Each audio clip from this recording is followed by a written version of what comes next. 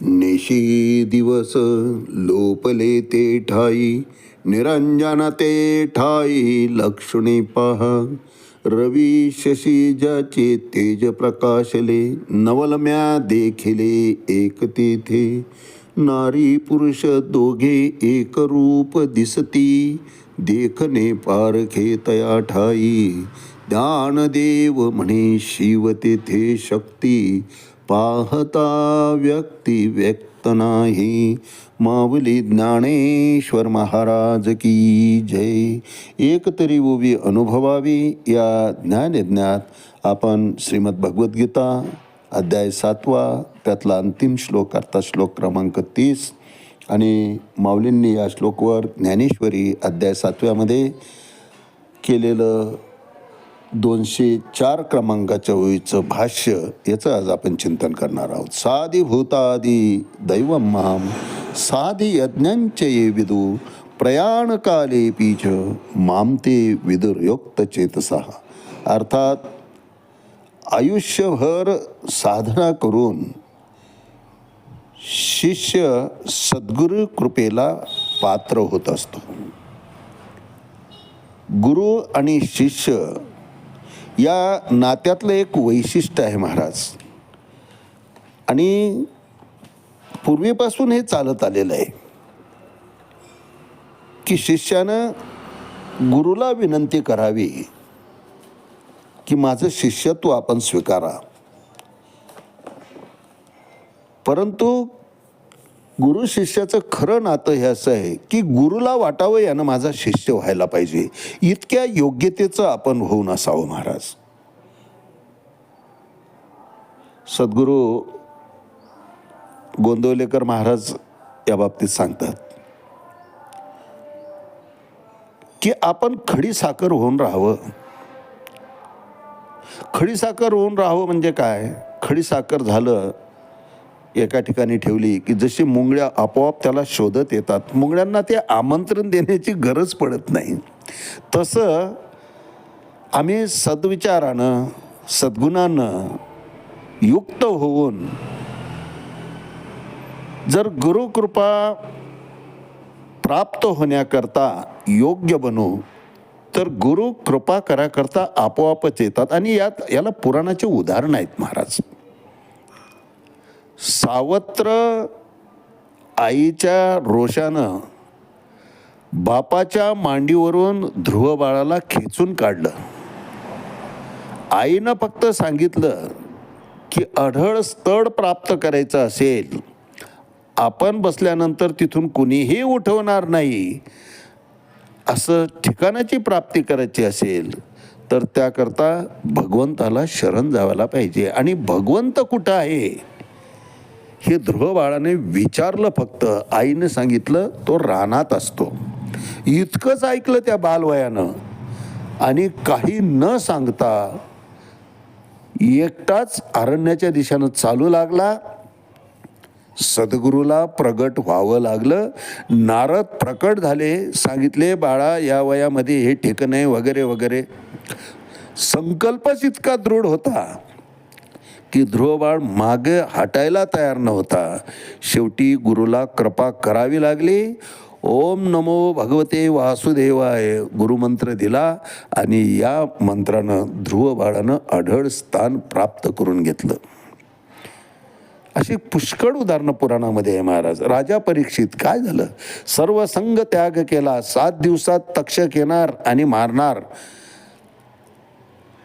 खऱ्या अर्थानं वैराग्य माणसाला त्याच वेळेस उत्पन्न होतं महाराज, ज्या वेळेस जीवनाचे अंतिम वेळ आम्ही आमच्या डोळ्यांनी पाहतो त्यावेळेस खरं वैराग्य प्राप्त होतं. आणि त्या वैराग्यातून जे भगवत चरणी किंवा भगवत ध्यान भगवंताचं नामस्मरण होतं ते खरं स्मरण असतं. कारण त्यात पुन्हा आपला स्वार्थ काही नसतो, त्यात मागणं काही नसतं. राजा परीक्षिताचं निसंग झालेलं सर्व संग त्याग झालेला दृढ निश्चय पाहून भगवंताला त्या ठिकाणी शुक मुनीच्या रूपानं गुरु कृपेला यावं लागलं. गुरुकृपेला यावं लागलं, गुरुकृपा व्हावी लागली महाराज. ही गुरुकृपा आमचा दृढ संकल्प झाला की आपोआप प्राप्त होत असते. म्हणून गुरुकृपा तेव्हाच करतो ज्या वेळेस आम्ही त्या योग्यतेचे होत असतो. नाहीतर गुरु शिष्याचे नाते काही पृथ्वीवर, त्यातल्या त्यात आपल्या संस्कृतीमध्ये, आपल्या देशामध्ये, कारण ही सगळे गुरु शिष्याचीच भूमी आहे. या ठिकाणी हे नातं सहजपणे होत असतं आणि कितीतरी होत असतात, परंतु सर्वच सिद्धीला जात नाही. याचं कारण शिष्यात दोष आहे. आम्ही फक्त अलीकडे गुरुतले दोष पाहतोय, परंतु आम्ही सुद्धा त्या लायकीचे होत नाही. गुरुकृपा होण्याच्या लायकीचं आम्ही व्हावं, खडीसाखर व्हावं. मुंगळे जसे खडीसाखरकडे आकर्षित होतात, तसे गुरु स्वतःहून कृपा करण्याकरता या ठिकाणी येतात. भगवंत ती व्यवस्था करत असतात महाराज. अर्जुनाच्या बाबतीत तेच झालं. सखा म्हणत म्हणत कधी भक्त झाला अर्जुनालाही कळालं नाही. आणि भगवंताची कृपा तर कशी झाली, गीतेच्या माध्यमातून आपल्याला सगळ्यांनाच ते जवळपास ज्ञात आहे, माहीत आहे. पण त्यासाठी अर्जुनाला अंतःकरणातून शरणागती घ्यावी लागली भगवंताच्या ठिकाणी. शिष्यस्तेहम शादिमां त्वाम प्रपन्नम, तुमच्या ठिकाणी मी सर्वार्थानं शरण आलो आहे अर्जुन म्हणतो. आणि जेव्हा सर्वार्थानं आम्ही शरणागती होतो, थोडक्यात आम्ही कोण आहे याचा पूर्ण विसर करून, ब्लँक, अतिशय कोरव होऊन आम्ही जेव्हा गुरुकडे जातो, अज्ञानी म्हणून जेव्हा गुरुकडे जातो, त्यावेळेस गुरु आमच्यावर कृपा करत असतात. तद्विद्वी प्रणिपातेन परिप्रश्नेन सेवया उपदेक्षन्ति ते ज्ञानम ज्ञानीन तत्वदर्शिनः. न विचारता मग तुमचं हित कशात आहे ते पाहून गुरु तुम्हाला बरोबर योग्य मार्ग दाखवत असतो. आणि गुरुने एकदा मार्ग दाखवला की भगवंताशी जीव, शिवाशी जीव जोडला जातो. शिव आणि जीव या जोडण्याचं माध्यम कोणतं असेल तर तो गुरु आहे. आणि अर्जुनाला तर सद्गुरू म्हणून प्रत्यक्ष परमात्माच त्या ठिकाणी लाभला आहे. अर्जुनाचा उद्धार झाला, त्याचं कारणच ते आहे की अर्जुनही तितकाच लायकीचा होता, तितक्याच योग्यतेचा होता. आधीच विवेकाचे गोटी वरी प्रतिपादी श्रीकृष्ण जगजेठी आणि भक्त राजू किरीटी परिसत, असे माऊली वर्णन करतात या जोडीचं. तर अशी ही गुरु शिष्याची जोडी जेव्हा जमते त्यावेळेस गुरुलाही एकच ध्यास असतो की माझा शिष्याचा उद्धार कसा होईल. आपुला सारखे करीती तात्काळ नाही काळ वेळ तया लागी. मग पुन्हा कुठल्या मानाची, कुठल्या दक्षिणेची त्यांना अपेक्षा नसते. एकच ध्यास असतो माझ्या शिष्याचा उद्धार कसा होईल. बापाला जसं मुलाच्या भविष्याची काळजी असते, गुरुला तर जन्मोजन्मीची काळजी असते.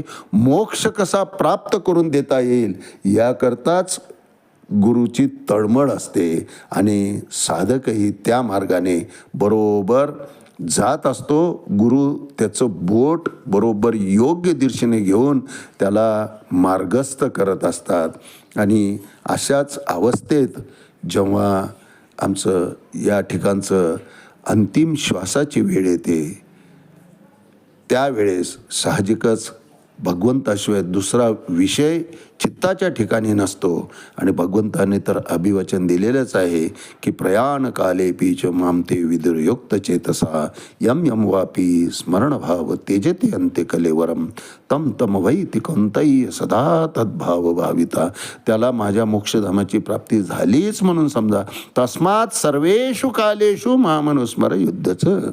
म्हणून प्रत्येक क्षणाला माझा नामाचा विसर पडायला नको, भगवंत अर्जुनाला सांगतायत. यावर भाष्य करताना माऊली 204 क्रमांकाच्या ओळीत म्हणतात की अहो श्री गुरु ते जै पुसावे तै येणे सावध व्हावे हे एकची जाणे आगवे सव्यसाची. माऊली तेच सांगतायत या ठिकाणी की श्री सद्गुरूंना ज्या वेळेस काही विचारायचं असेल त्यावेळेस अशीच दक्षता घ्यावी लागते. त्यांचा मान तद्विद्वी प्रणिपातेन परिप्रश्नेन प्रणिपातेन सर्वार्थानं शरणागती घेऊन अतिशय नम्रपणे त्यांना विचारावं लागतं. ती नम्रता कायम ठेवून सर्व काही विचारावं लागतं. आणि मग तसं विचारलं की सद्गुरूसुद्धा ते जाणून शिष्याला काय योग्य आहे या श्रेयशा निशितम ब्रूहि तन्मे, अर्जुन जसं म्हणतो तसं शिष्याच्या हिताचं काय आहे तेवढंच गुरु आपल्या शिष्याला सांगत असतात. परंतु त्याकरता अर्जुनाची जी हातोटी आहे त्या हातोटीनं गुरुशी संवाद साधता आला पाहिजे. म्हणून अहो श्री गुरु जै पुसावे, तै येणे माने सावध व्हावे, हे एकची जाणे आगवे सव्यसाची. आणि हे तत्व फक्त अर्जुनाला साध्य झालं. म्हणून माऊलीनं तेच सांगितलं आहे की गीतेचा किंवा ज्ञानेश्वरीचा अभ्यास करायचा असेल तर आम्हाला अर्जुन होता आलं पाहिजे.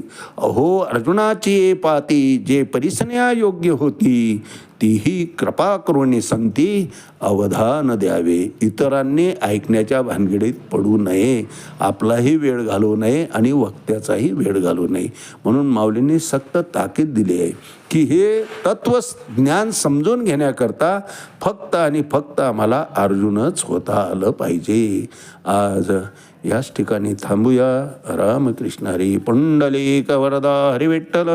श्री ज्ञानदेव तुकाराम पंढरीनाथ भगवान की जय. माऊली ज्ञानेश्वर महाराज की जय. जगद्गुरु तुकाराम महाराज की जय. शांती ब्रह्म एकनाथ महाराज की जय. आदिशक्ती मुक्ताबाई की जय.